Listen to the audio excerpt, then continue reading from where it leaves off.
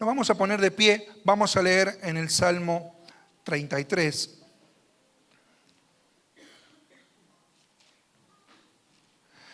El texto principal del pensamiento de esta mañana, Salmo 33, versículo 10, hasta el versículo 13, dice así la palabra del Señor. Jehová hace nulo el consejo de las naciones y frustra las maquinaciones de los pueblos. El consejo de Jehová permanecerá para siempre, los pensamientos de su corazón por todas las generaciones. Bienaventurada la nación cuyo Dios es Jehová, y el pueblo que Él escogió como heredad para sí. Vamos a leer todos juntos a una voz nuevamente el versículo 12. Acompáñame, vamos. Bienaventurada la nación cuyo Dios es Jehová, el pueblo que Él escogió como heredad para sí. Que el Señor bendiga su palabra. Podemos tomar asiento. Bueno, aquí tenemos una expresión que es una verdad. Cuando nosotros miramos a Argentina y vemos lo que nos pasa, nos preguntamos por qué estamos como estamos. Y la respuesta está en la Biblia. La Biblia dice que es feliz la nación cuyo Dios es Jehová. Y nosotros no tenemos ninguna vergüenza para decirle a la gente que lo que tenemos que hacer como nación es volver al Dios de la Biblia. Hace unos días me crucé con una persona que ocupa un cargo político aquí en Córdoba. Ella nos había invitado a capacitar a todo su equipo de trabajo. Es una persona que ocupa un cargo de una intendencia en una ciudad de aquí de la provincia. Y cuando fue el inicio de su gestión, nos invitó a compartir principios de equipo, etcétera, con todo su gabinete. Y cuando nos cruzamos hace unos 15 días atrás, me dice, te tengo que volver a invitar, dice, porque lo que nos diste vos, y no sabían ellos, yo todo lo que les di era basado en la palabra de Dios, pero no les decía la Biblia dice. ¿Me entendés? Entonces me dice, tenés que volver a visitar ahora porque me reeligieron. Uy, digo yo. Y todo lo que vos nos dijiste al comienzo, lo pusimos nosotros en práctica y el equipo fue excelente y ganamos con el 70 y pico % de los votos. Digo yo, bueno, mientras no me identifique con el partido que sos vos, no hay problema. Pero no tenemos nosotros ninguna vergüenza de decir a quién corresponda que lo único que nosotros necesitamos para que nuestra nación se levante y se ponga de pie es esto, hermano. Cuando la Argentina vuelva o dé pasos concretos hacia el Dios de la Biblia, los niños van a dejar de buscar droga en las esquinas, van a dejar de ser violentos en las aulas, las familias van a cambiar. Y Dios ha prometido un gobierno bueno. Olvídate de toda la forma en que habitualmente yo doy un mensaje. Yo le estoy abriendo mi corazón y no tengo ninguna estructura ahora para compartir. Simplemente estoy diciendo lo que el Señor está poniendo en mi corazón. Nuestra nación para levantarse y ponerse de pie no depende de un economista, ni de un filósofo, ni de abogados, porque de eso estamos sobrados. Y las pruebas están a la vista. Nuestra nación lo que está necesitando es volver su rostro a Dios. Y cuando nuestra nación vuelva su rostro al Señor, los chicos van a volver a correr por las calles, se van a llenar de moco la cara, corriendo atrás de una pelota, felices, porque la sociedad va a haber cambiado. El tema es que para que lleguen cosas así, la cosa está complicada. Entonces, el Salmo dice claramente que la felicidad de una nación depende del Dios que tenga. Y dice más, el pueblo que Él escogió como heredad para sí es feliz. Un gobierno como Dios manda nos habla de un gobierno que no es una invención del hombre. El gobierno no es una invención del hombre. El gobierno es una intervención divina para ordenar la sociedad y con ese orden llevar a la sociedad a determinados objetivos que se puedan cumplir.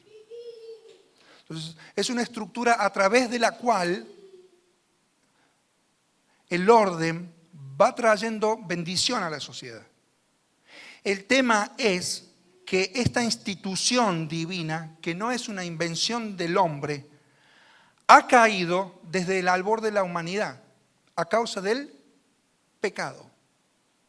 Entonces, desde la caída, esta institución que es el gobierno no ha podido desarrollarse correctamente. La Biblia nos dice acá que es bienaventurada la nación cuyo Dios es Jehová. Y quiero poner como un ejemplo a la nación a través de la cual Dios ha desarrollado su propósito redentor, que es Israel. Y quiero poner esto en el desarrollo del libro de Jeremías y de allí sacar solamente dos conclusiones, no solamente para hoy, sino desde hoy hacia adelante. ¿Sí? Entonces, Israel es un claro ejemplo de lo que es un gobierno como Dios no manda. Y a la vez, lo que sería una nación con un gobierno como Dios manda. Entonces, vamos a la Biblia, al libro de Jeremías, y vamos a desarrollar allí algunas cosas globales acerca de lo que pasa en una sociedad cuando da sus espaldas a Dios. Vamos a abrir allí el libro de Jeremías.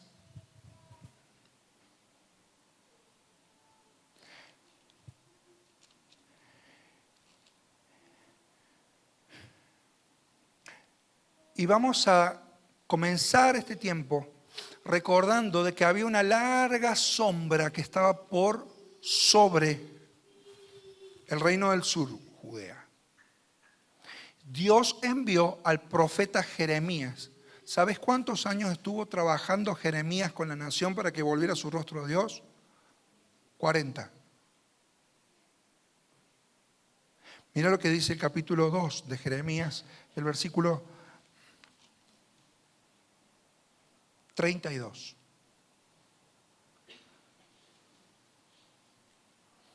¿Se olvida la virgen de su atavío o la desposada de sus galas?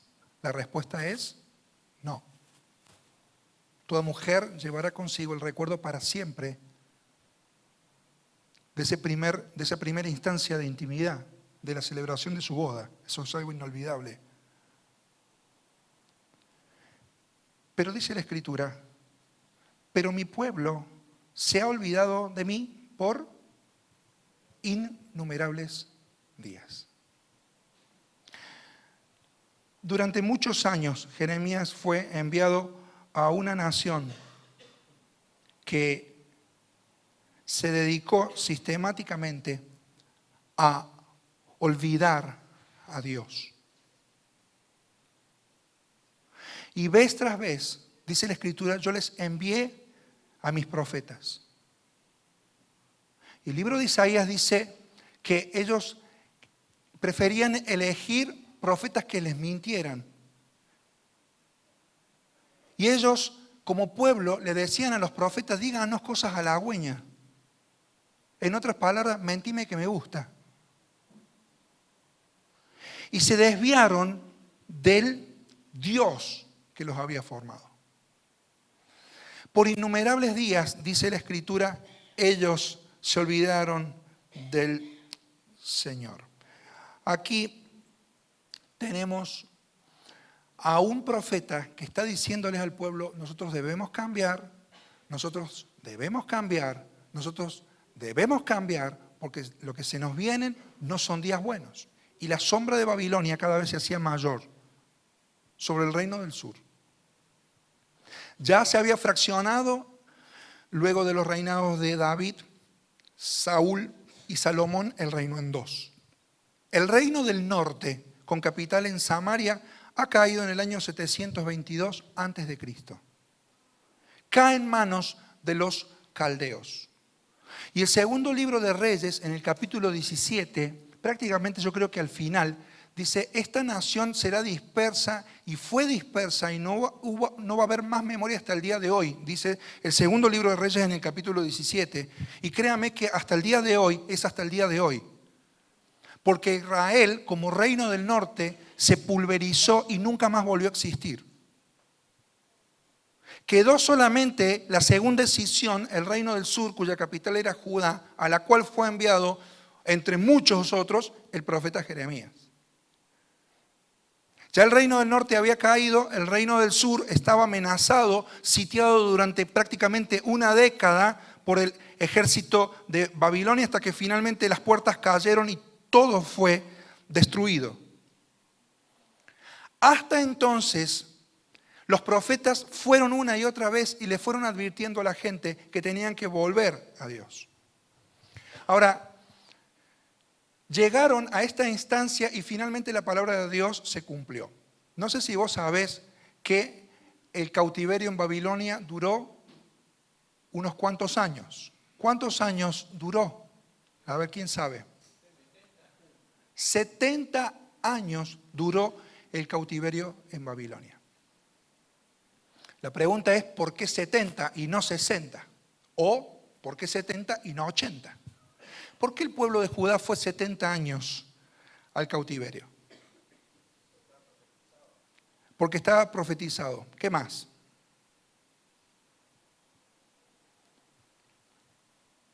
El mismo Jeremías lo dice, ¿no? Porque todos me miran yaguabote. Yaguabote en yaguacanoa, en guaraní, es serio como perro arriba del bote. Pero si vos lees conmigo, ahí Jeremías capítulo 25, ahí está el dato.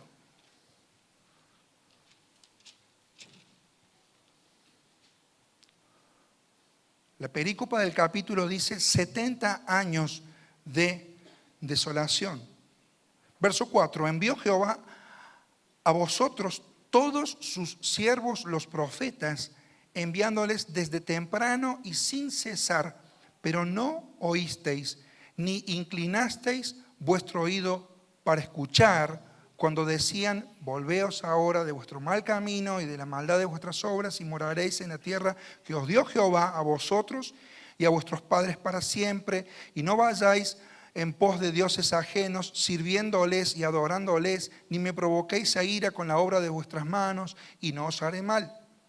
Pero no me habéis oído, dice Jehová, para provocarme a ira con la obra de vuestras manos para mal vuestro. Dios dice acá que va a haber un tiempo de 70 años, después lee todo el capítulo, por el cual Israel, el reino del sur va a tener que purgar algo. Ahora, algunos dicen, ¿por qué 70? Porque el número 7 es sinónimo de perfección o de plenitud. Entonces dice, bueno, los llevo cautivos 70 años para poder perfeccionarlos. Otros dicen que una generación, como dice el Salmo 90, tiene más o menos unos 70 años y en los más fuertes 80. Entonces, algunos dicen que el cautiverio fue de 70 años a causa de que toda una generación debía purgar eso. 70 años. Ahora, si solo fuera eso, bueno, ya tendríamos una especie de respuesta. Sin embargo, vamos a leer rápidamente en Levítico, capítulo 25 y 26, que la cuestión iba por otro lado. Y cuando podamos ver algo de esto, a nosotros nos va a entrar una conciencia de lo que realmente había pasado con Israel y por qué Israel terminó como terminó. ¿Sí? Mira lo que dice Levítico 25, 4. Fíjese que allí dice, no vas a sembrar tu tierra ni podarás, ¿qué cosa? Tu viña. Es decir, lo que Dios estableció para el pueblo de Israel eran patrones de 7. Sígame, no lo voy a defraudar. Vas a trabajar 6 días y al séptimo descansarás. Es tan santo el lapso de trabajo como es también el día de descanso. Necesario y santo también. Algunos de nosotros santificamos mucho, más uno que otro. Pero el equilibrio es lo que Dios está proponiendo en estos patrones de 7. Luego, en el calendario litúrgico, Dios había establecido para su pueblo fiestas anuales determinadas, que ¿cuántas eran? 7. Cada 7 años la tierra debía reposar.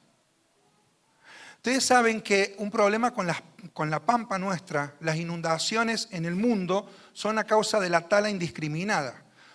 Nosotros acá hemos talado el norte de todo lo que es Santiago, toda esa parte, se ha talado toda ¿para qué?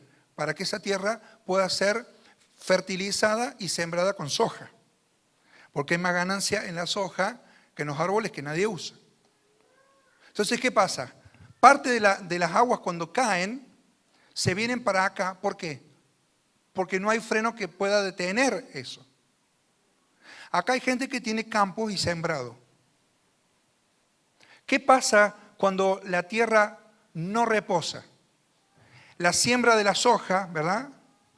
Hace que se haga una capa impermeable que no permite que el agua pueda filtrar. Entonces, con ese detalle solamente, la necesidad de sembrar y sembrar y sembrar para juntar y no dejar reposar la tierra, eso solo nada más es causa de muchas de las inundaciones que nosotros tenemos. Eso solito nada más.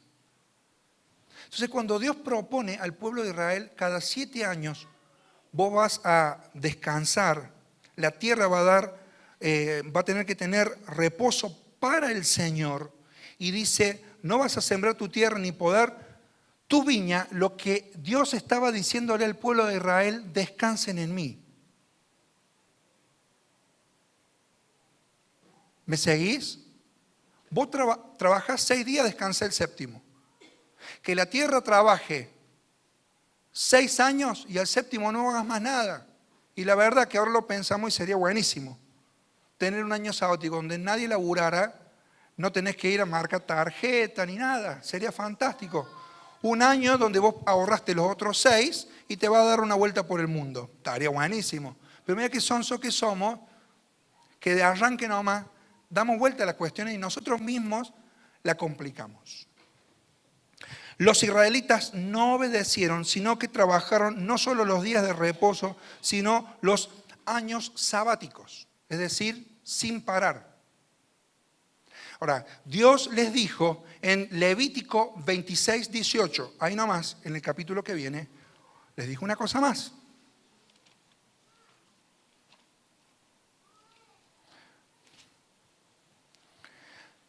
Ahí les dio Dios las bendiciones de la obediencia. Y después del versículo 14 en adelante, las consecuencias de la desobediencia. Acompáñame al versículo 18. ¿En dónde estamos en el 18? ¿En las bendiciones o en las maldiciones? Maldiciones. Verso 18.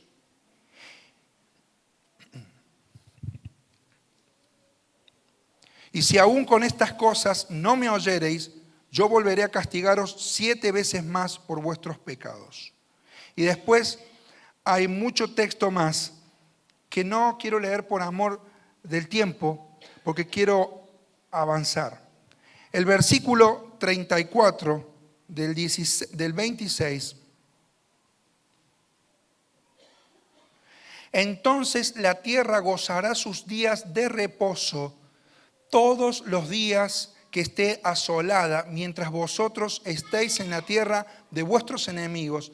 La tierra descansará entonces y gozará sus días de reposo. Estos patrones de 7 daban el reposo a la gente cada 7 días. El reposo de la tierra, pero ¿qué nos encargamos de hacer? Desobedecer todo. Entonces, multiplicar por 7. 7 por 7, ¿cuánto es? Más un 0. Si los israelitas fueron llevados al cautiverio 70 años, esto literalmente significa de que durante 490 años ellos estuvieron desobedeciendo a Dios. ¿Me sigue? Si cada 7 había que pagar y fueron 70, por todos los años fueron 490 los que ellos fueron desobedeciendo. Entonces, segundo libro de Crónicas 36:21 dice, para que se cumpliese la palabra de Jehová por boca de Jeremías, hasta que la tierra hubo gozado de reposo, porque todo el tiempo de su asolamiento reposó, hasta que los 70 años fueron cumplidos. Es decir, tuvo que descansar 70 años quitándose la nación de allí. Y fueron deportados a Babilonia. ¿Cuáles eran las cosas a través de las cuales el profeta Jeremías les había dicho a ellos que debían volverse a Dios? Y simplemente vamos a leer un par de versículos en los primeros 6 capítulos para darnos cuenta de los fundamentos de por qué ellos finalmente fueron al cautiverio, al exilio babilónico. Y cada una de estas expresiones yo las seleccioné porque son fundamentos, porque empiezan con la expresión ¿por qué? Por ejemplo, mira el capítulo 2 y el versículo 13, y ahí te vas a dar cuenta de un por qué ellos fueron al cautiverio.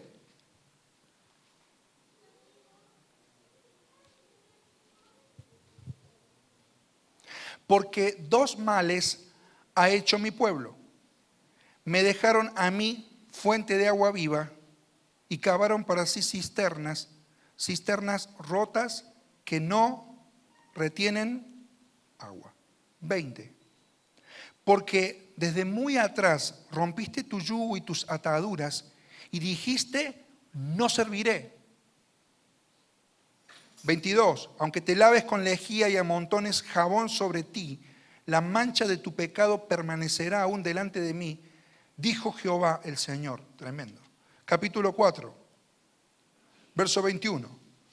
Voz fue oída sobre las alturas, llanto de los ruegos de los hijos de Israel, porque han torcido su camino. De Jehová su Dios se han olvidado. Capítulo 6, versículos 13 y 14.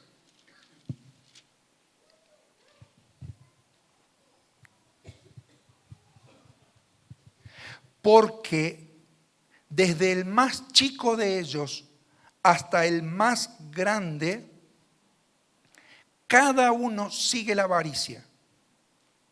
Y desde el profeta hasta el sacerdote, todos son engañadores.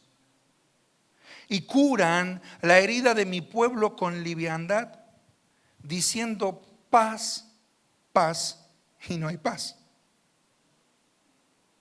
¿Se han avergonzado de haber hecho abominación? Ciertamente no se han avergonzado, ni aún saben tener vergüenza. Por tanto, caerán entre los que caigan. Cuando los castigue, caerán, dice Jehová.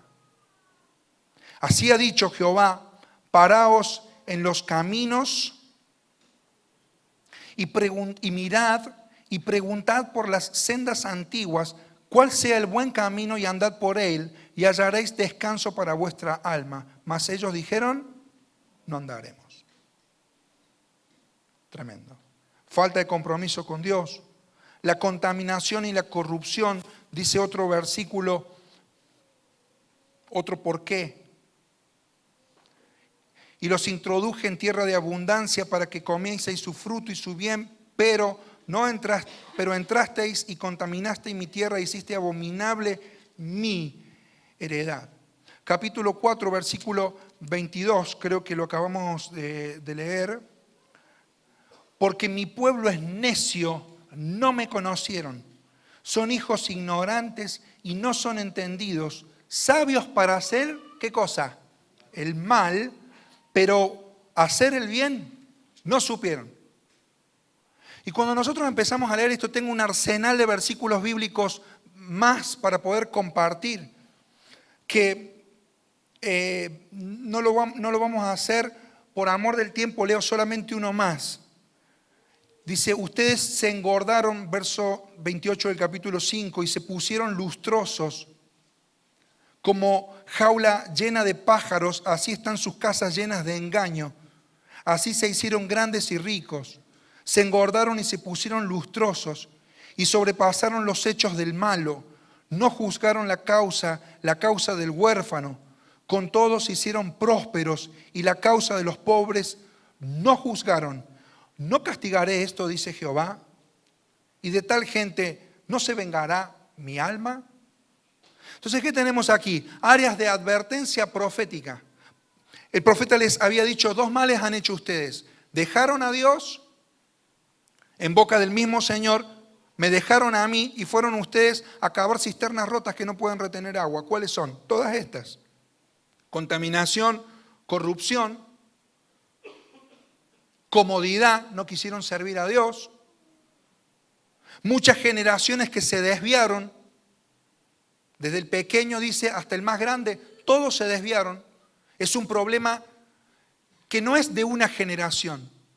Acá el problema es de muchas generaciones. Y quiero que ahora empecemos a pensar en nosotros. ¿Quién arregla la Argentina, amigo? Y yo quiero decir esto para que nosotros empecemos a pensar un poco más allá de lo que nos dicen los políticos. A mí me encanta esto. Pero me gusta mucho más ver la percepción espiritual de lo que Dios quiere mostrarnos hoy. Acá la cuestión es simple, amigo. Esta es una nación que sistemáticamente ha desoído la voz de Dios.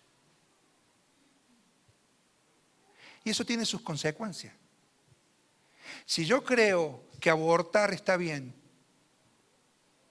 si yo creo y vos creés con tus impuestos que pagándole a la niña que inconscientemente o queriendo va y aborta, y vos te quedás tranquilo con eso.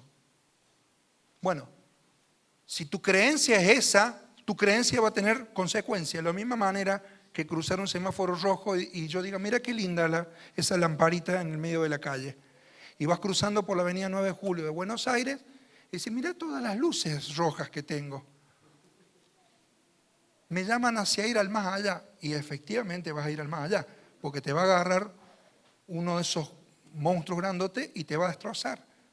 Entonces, que yo crea que la luz roja es una decoración es una cosa, pero si yo creo eso, voy a tener una consecuencia. Ahora, ¿cuál es el punto? Y es que las consecuencias de estos 70 años de exilio fueron los años de no haberle creído a Dios lo que les había dicho. Punto. Entonces, la incredulidad, hermanos, amigos, tiene un costo muy alto.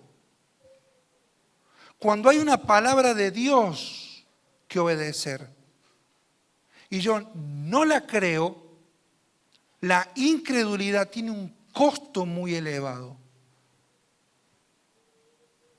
Entonces yo no sé qué el Señor ha desafiado tu vida personal, tu familia. Pero es hora de que aprendamos de Israel y que quitemos de nosotros la incredulidad, porque eso va a salir muy caro. Fueron 490 años en que parecía que no iba a pasar nada. Sí, vamos a ver. Entonces, lo primero que yo quiero compartir ahora es la fe en la palabra de Dios. Finalmente, ellos fueron al exilio. Entonces el profeta, con la carga que él tenía, les mandó una carta. Lean ahora Jeremías 29.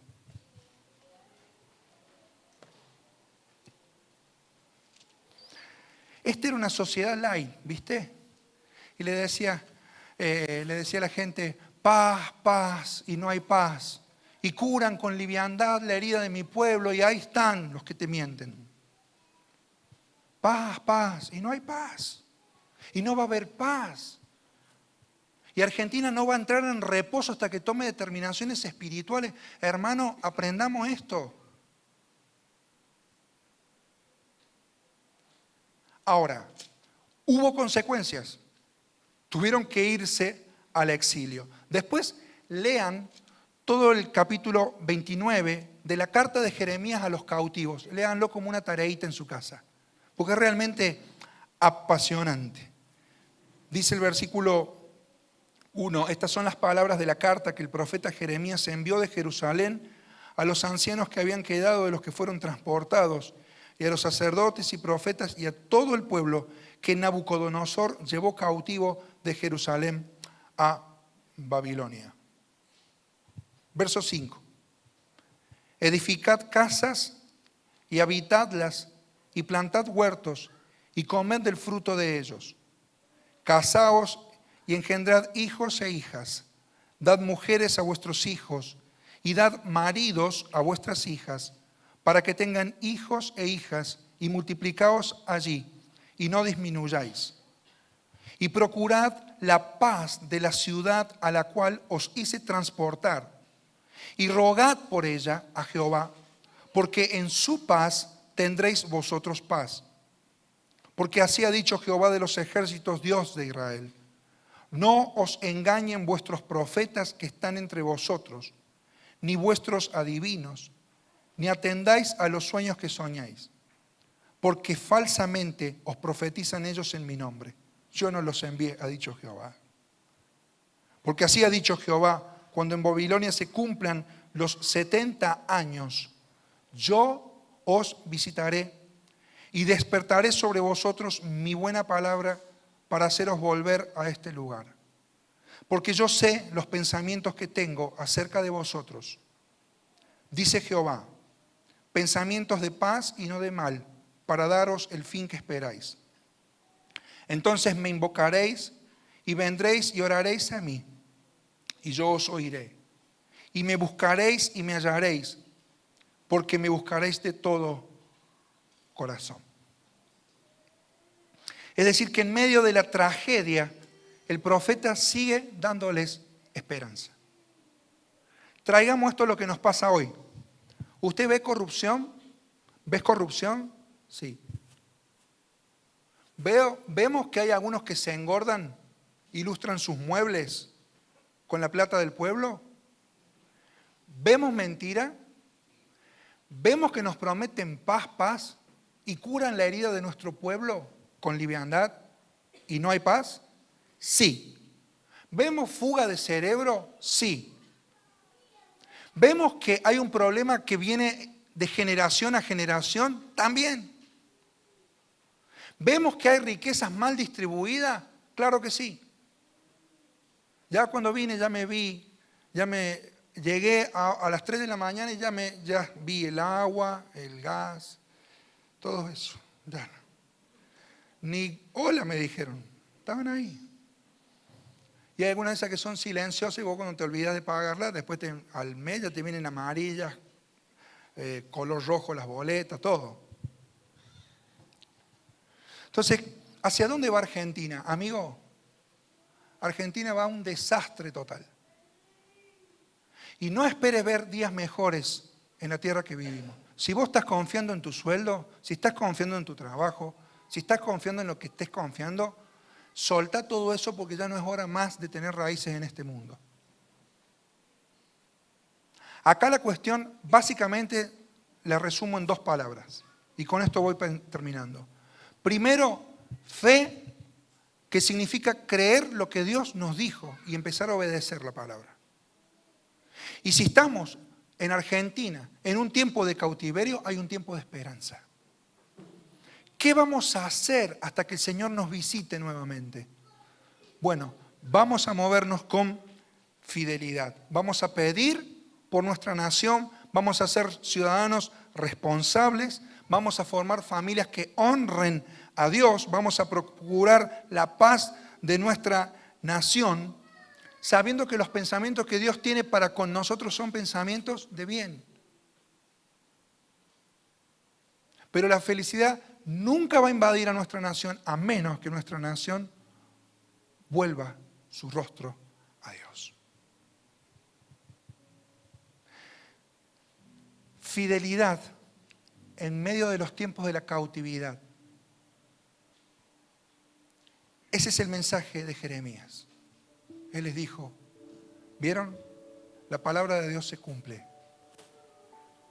Pero aún en medio de la calamidad de tu vida, si eres fiel, vas a empezar a tener otra dimensión espiritual de lo que está pasando. Lejos de tu casa, lejos de tu lengua, lejos de tu familia. Pero estás cerca mío, dice el Señor. Y yo sé los pensamientos que tengo acerca de ustedes. Pensamientos de bien y no de mal. Entonces, tiempo de volver al Señor. Oír la voz, de ponerlo en el primer lugar. Obedecer su palabra. Obrar con lealtad e integridad. Orar por nuestro país, por nuestros gobernantes. Obrar con fe y creer en el respaldo del Señor aún en los tiempos difíciles que nos puedan llegar a venir. Y termina esto en un capítulo posterior. Y dice el capítulo 31, Jehová se manifestó a mí hace mucho tiempo diciendo, con amor eterno te he amado, por tanto te prolongué mi misericordia. Y el capítulo 33 dice, clama a mí y yo te responderé. Y te enseñaré cosas grandes y ocultas que tú no conoces.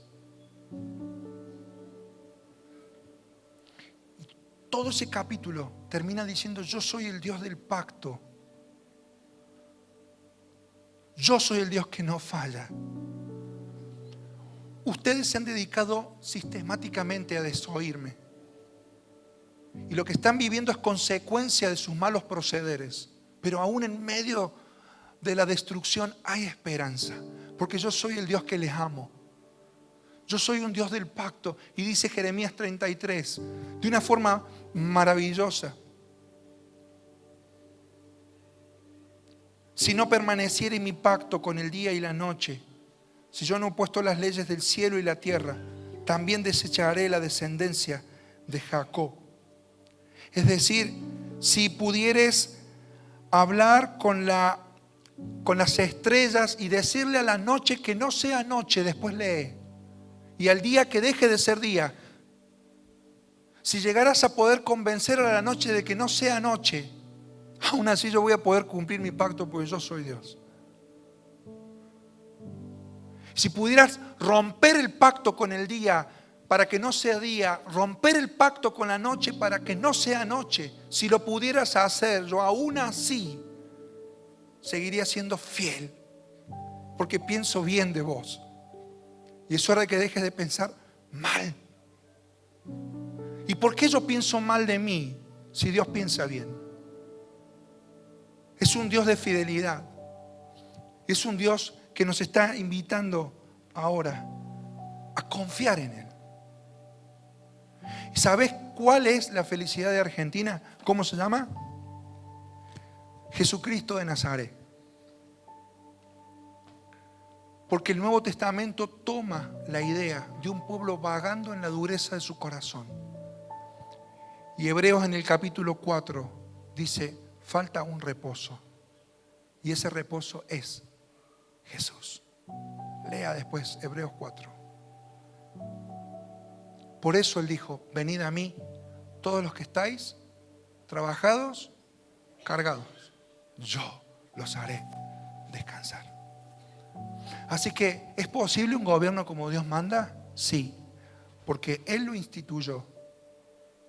Pero es imposible un gobierno como Dios manda fuera de Jesucristo, el Señor de las naciones, el Rey de los reyes, el Señor de los señores.